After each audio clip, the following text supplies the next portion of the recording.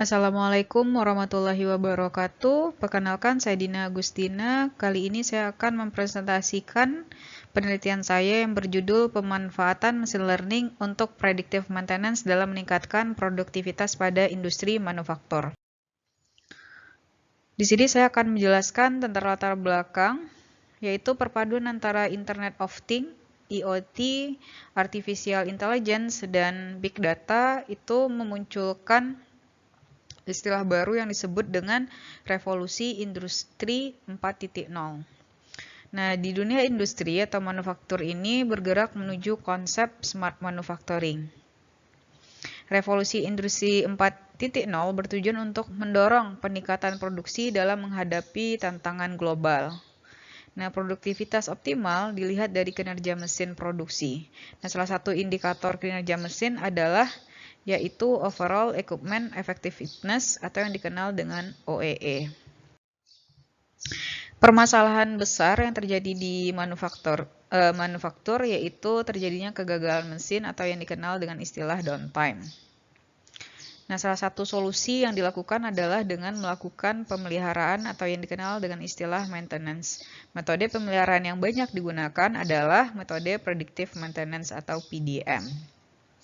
Nah, tools atau alat yang digunakan dalam mencapai tujuan dari PDM adalah dengan pemanfaatan machine learning dalam memprediksi nilai OEE. Adapun algoritma yang digunakan yaitu adalah algoritma support vector machine atau SVM dan random forest atau RF. Nah, dua algoritma ini digunakan karena paling luas penggunaannya diterapkan pada predictive maintenance. Sehingga di penelitian ini kita menggunakan dua aplikasi dari kedua algoritma tersebut. Adapun tujuan penelitian, yang pertama itu pastinya kita melakukan cleaning data dan melakukan exploratory data analysis atau EDA untuk memperoleh insight atau wawasan dari data mesin produksi. Yang kedua, selanjutnya kita membangun model predictive machine learning klasifikasi yang kita gunakan yaitu SVM dan random forest. Yang ketiga ialah mengevaluasi model dengan metode confusion matrix untuk memperoleh model terbaik. Adapun tinjauan pustaka yang digunakan di sini adalah kita harus tahu dulu apa itu predictive maintenance, overall equipment effectiveness atau OEE, support vector machine, random forest, dan model evaluasi atau confusion matrix yang digunakan. Untuk di sini predictive maintenance. Nah, maintenance sendiri merupakan suatu proses yang memastikan bahwa semua peralatan atau mesin dan komponen pada setiap saat itu berfungsi normal. Beberapa pendekatan maintenance yang berbeda dikembangkan selama bertahun-tahun sesuai dengan kemajuan teknologi. Nah, memasuki revolusi industri 4.0, pendekatan maintenance yang baru muncul pada industri manufaktur dikenal dengan predictive maintenance atau PDM. PDM ini berbeda dengan dua pendekatan maintenance konvensional yang disebut dengan corrective atau preventive maintenance, di mana pendekatan PDM ini lebih cenderung menggunakan historis data dan industri Internet of Things atau IoT dan komputasi untuk menambahkan tanda-tanda kegagalan atau failure dari peralatan atau mesin. Selanjutnya kita bahas Overall Equipment Effectiveness atau OEE. Japan Institute of Plant Maintenance atau GEPM telah menetapkan standar benchmark yang telah dipraktekkan secara luas di seluruh dunia. Adapun standar benchmark yaitu yang pertama jika OEE-nya 10% berarti produksinya dianggap sempurna, artinya tidak ada terjadi downtime. Nah, jika OEE-nya 85% berarti produksi ini dianggap sekelas dunia. Nah, banyak perusahaan ya mendambakan skor ini dan dijadikan untuk goal jangka panjang. Yang ketiga adalah OEE-nya sama dengan 65%, berarti produksinya dianggap wajar, tapi menunjukkan adanya ruang yang besar untuk improvement. Nah, sehingga bisa kita lakukan improvement di sini jika kita lihat nilai OEE-nya 65%. Dan selanjutnya jika OEE-nya itu 40%, berarti produksi dianggap memiliki skor yang rendah, tapi dalam kebanyakan kasus dapat dengan mudah diimprove melalui pengukuran langsung, misalnya dengan menelusuri alasan-alasan downtime dan menangani sumber-sumber penyebab downtime secara satu persatu. Selanjutnya kita bahas mengenai support vector mesin atau SVM, algoritma yang digunakan. Nah, SVM ini pertama kali dikenalkan oleh Busser, Guyon, dan Vapnik ya di tahun 1992. Nah, SVM ini merupakan salah satu metode machine learning yang dikenal dengan istilah supervised learning yang digunakan untuk klasifikasi maupun regresi. Nah, metode ini digunakan untuk memprediksi hasil klasifikasi dan regresi dengan menggunakan teori machine learning untuk memaksimalkan akurasi prediksi dengan menghindari overfitting pada data. Ya, selanjutnya kita bahas algoritma itu adalah random forest. Nah, ini juga sama metode yang dapat digunakan untuk masalah klasifikasi dan regresi. Nah, random forest di sini digunakan untuk mengatasi masalah yang sama juga, overfitting, yang rentan terhadap metode decision tree.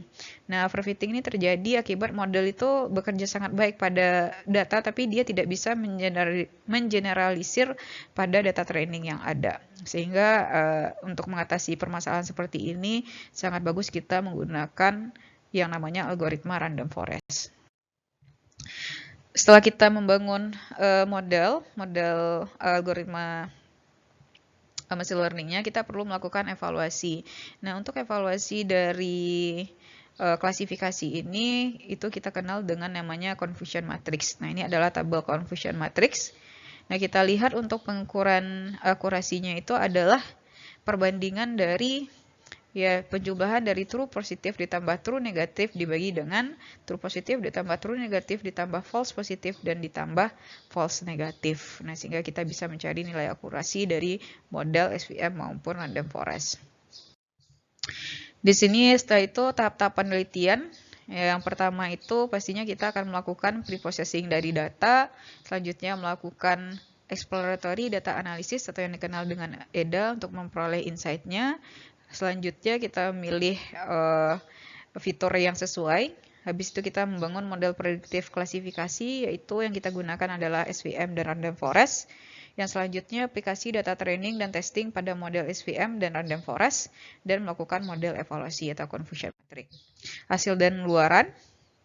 Di sini dijelaskan dulu, akan dijelaskan deskripsi dari data kita, data preprocessing yang dilakukan, EDA yang dilakukan, model SVM yang dibangun, dan model random forest, dan model evaluasi yang telah dilakukan. Untuk deskripsi data sendiri, ini data setnya diambil dari mesin produksi manufaktur selama 1 tahun, dimulai tanggal 3 Desember 2020 sampai 2 Desember 2021. Nah, adapun fitur-fitur yang tersedia itu adalah 14 fitur, itu mulai dari date-nya, tanggal mesin berproduksi, shift-nya, penetapan jam kerja dari mesin, ya ada 3 shift malam, pagi, sore, ada working hours-nya, plan downtime, operation time, downtime, target, result, good product, non-good product, availability, performance, quality, dan OEE sendiri. Jadi dari data yang ada, dataset yang ada, kita melakukan pre-processing datanya. Yang pertama itu tujuan dari data processing ini yaitu supaya kita lebih mudah dalam menganalisis data dan kita harus menyamakan format yang sesuai dengan standar dari data yang kita punya. Nah, adapun tahapan yang dilakukan, yang pertama adalah melakukan pengecekan missing value, format IP data, menghapus data yang tidak sesuai. Selanjutnya dilakukan juga pengecekan nilai availability, performance, quality, dan OEE. Setelah ini dilakukan, kita melakukan exploratory data analysis. EDA-nya di sini ditemukan ya bahwa hubungan dari shift, working hours, dan targetnya. Nah, ternyata shift-nya itu ada 3, shift malam, pagi, dan sore. Nah, tapi untuk jam kerjanya ini per shift itu berbeda. Nah, ada perbedaan setengah jam untuk setiap shift, dan ini juga targetnya tentunya juga berbeda. Nah, jika dihitung, nah itu untuk setiap setengah jam, nah produksinya atau target untuk mesin berproduksi itu ya sama 6.375 bungkus. Nah, ini dianalisis, kita penasaran bagaimana nilai OEE untuk setiap shift dengan jam kerja yang berbeda dengan target yang hampir sama untuk setiap jamnya, apakah nilai performance dari mesinnya sama atau tidak. Nah, ini kita lihat dengan menggunakan box plot, terlihat ternyata pada shift ketiga dengan jam kinerja yang lebih banyak dari shift sebelumnya, itu 8,5 jam. Kita lihat nilai OEE-nya. Nah, ini cenderung lebih rendah daripada shift pertama dan kedua. Nah, ini bisa kita simpulkan ini dari jam operasional yang lebih lama, maka kinerja mesin akan cenderung menurun. Nah, untuk peningkatan dari kinerja mesin diharapkan mesin bekerja sesuai dengan standarnya dan melakukan maintenance atau lubrikasi kepada mesin. Untuk yang selanjutnya kita lihat sebaran nilai OEE. Di sini kita lihat sebaran dari OEE-nya untuk semua shift. Nah, OEE itu masih berada pada kategori rendah dan sangat rendah. Nilainya berkisaran di sini. Sehingga masih ada ruang untuk pabrik melakukan peningkatan kinerja mesin sehingga bisa memproduksi produk dengan optimal. Nah, kita lihat untuk pemilihan fiturnya, kita cek korelasi dari fitur yang ada. Ternyata yang mempengaruhi nilai OEE yang signifikan itu terlihat pada fitur availability, performance, operation time, result, dan good product. Sedangkan yang mempengaruhi, yang membuat nilai OEE semakin rendah adalah dengan adanya planned downtime.